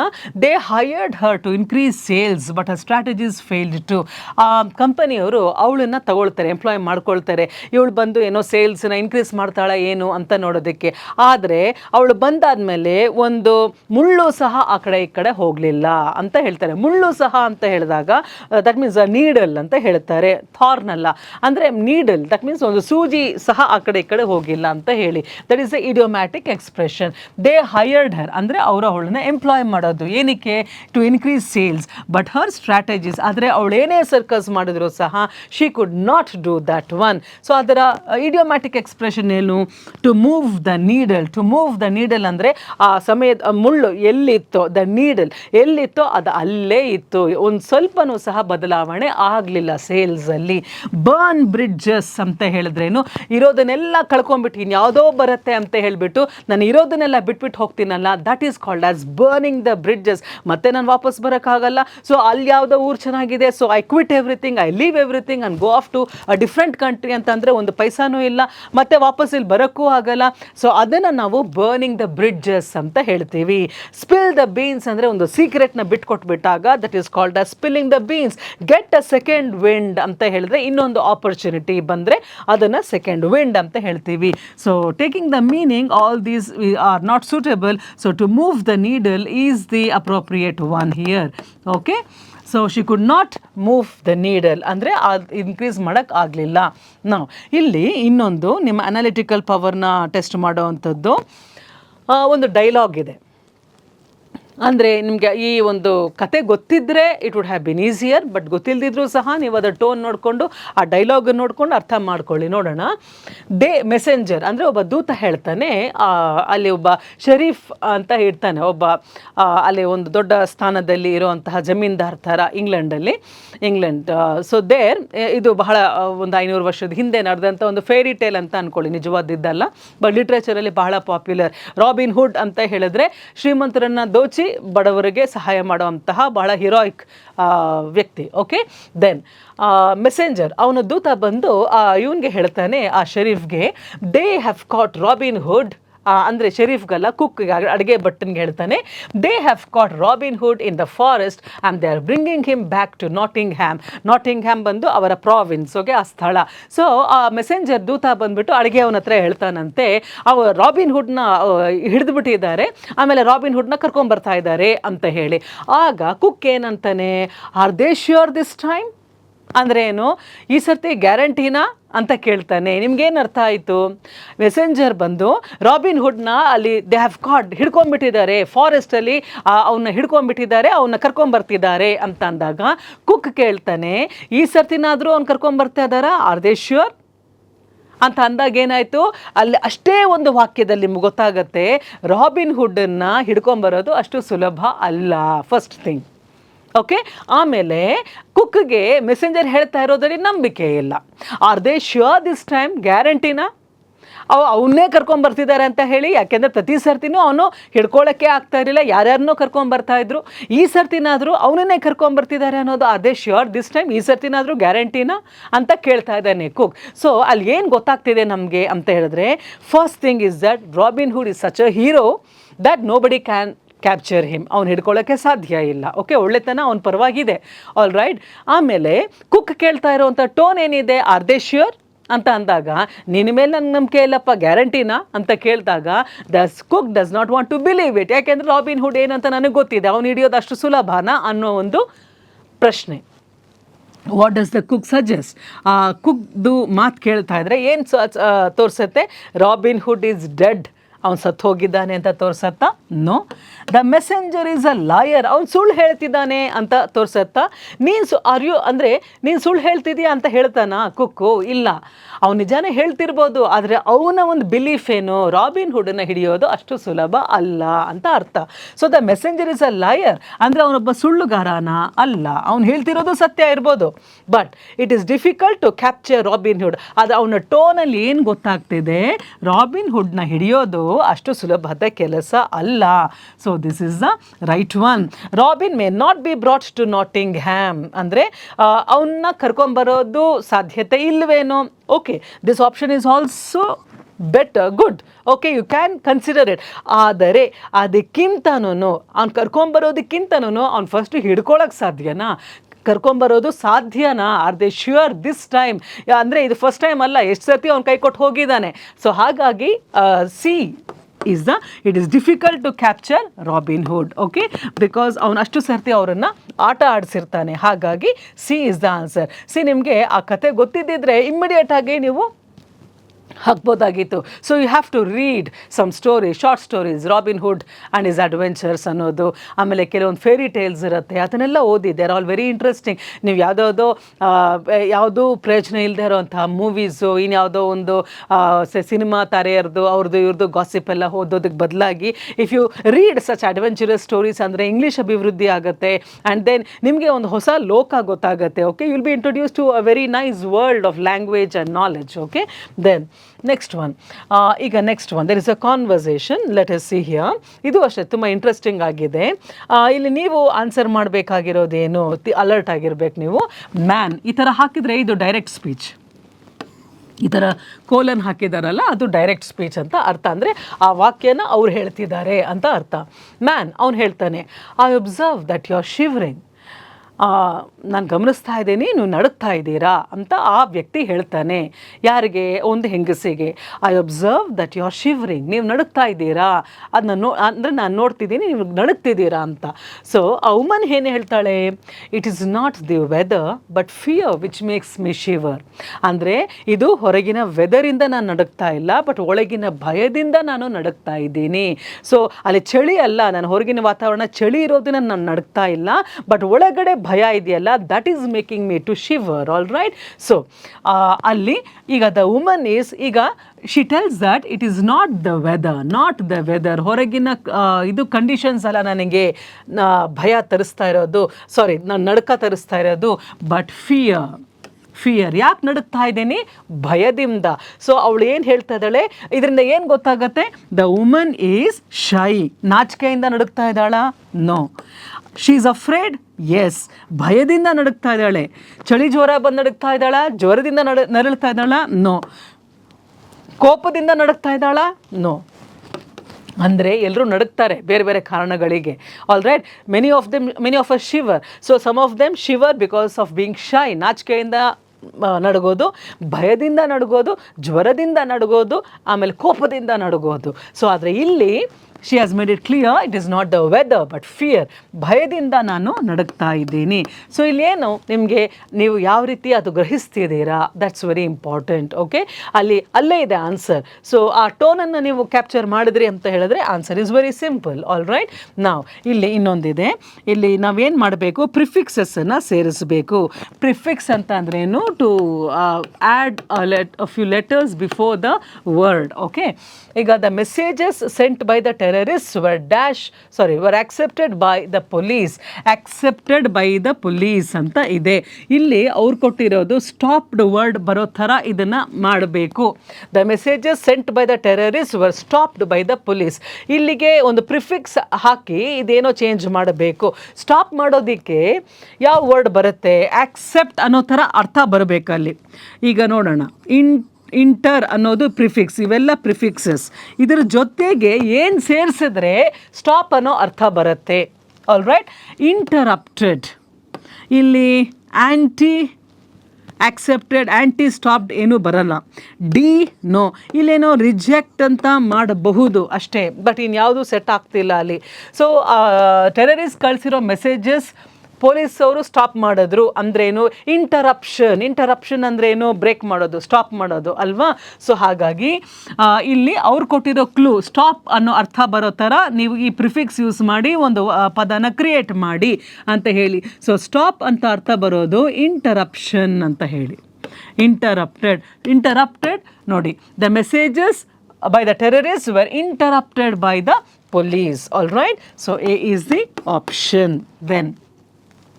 So I think that today we came up with a few more interesting exercises. General ಆಗಿ ನಾವು ಕೆಲವೊಂದು ಟಾಪಿಕ್ಸನ್ನು common ಆಗಿ regular ಆಗಿ ಮಾಡ್ತಾ ಇದ್ವಿ. ಇವತ್ತು ನಾವು ಹೊಸ ಕೆಲವೊಂದು ವಿಷಯಗಳನ್ನು ತಗೊಂಡು ಡಿಸ್ಕಸ್ ಮಾಡಿದ್ವಿ. For example direct and indirect start ಮಾಡಿದ್ದೀವಿ, but then we are going deep into that. Active voice, passive voice, okay, ಮತ್ತು ಪ್ಯಾರಾಜಂಬಲ್ಡ್ ಸೆಂಟೆನ್ಸಸ್. ಆಮೇಲೆ ಈ ಡೈಲಾಗ್ಸಲ್ಲಿ ಹೇಗೆ what do you identify from the given dialogue ಅನ್ನೋದು, ಆ fear, shyness ಅದೆಲ್ಲ ನಿಮ್ಗೇನು ತೋರಿಸುತ್ತೆ ಅನ್ನೋದನ್ನು, how do you that means take out the important content okay from the passage ಅನ್ನೋ ರೀತಿಯಲ್ಲಿ. ಸೊ ಅದೆಲ್ಲನೂ ಸಹ they're all very interesting. And one more thing is that ನಿಮಗೆಲ್ಲರಿಗೂ ಸಹ any of you who may feel that ನಾವು ಈ ಎಕ್ಸಾಮ್ಸನ್ನು ನಾವು clear ಮಾಡೋಕ್ಕಾಗ್ತಾ ಇಲ್ಲ ಬಿಕಾಸ್ ಆಫ್ ಇಂಗ್ಲೀಷ್ ಅಂತ ಹೇಳಿದ್ರೆ, let me tell you one important thing ಏನು ಅಂದರೆ, ನೀವು ಇಂಗ್ಲೀಷ್ ಒಂದು ಕ್ಲಿಯರ್ ಮಾಡಿ because we are doing it so that you all must be successful in that ಅಂತೇಳಿ. ಇಂಗ್ಲೀಷ್ ಒಂದು ಕ್ಲಿಯರ್ ಮಾಡಿದ್ರಿ ಅಂತಂದರೆ your job is guaranteed. All right. And therefore ಈ ಎಕ್ಸಸೈಸನ್ನು ಸೀರಿಯಸ್ ಆಗಿ ಪರ್ಸೀವ್ ಮಾಡಿ ಅದನ್ನು ಪರ್ಸ್ಯೂ ಮಾಡಿ. And so I think it will be very easy for you, but take it seriously ಅಷ್ಟೇ. So till we meet again, take care.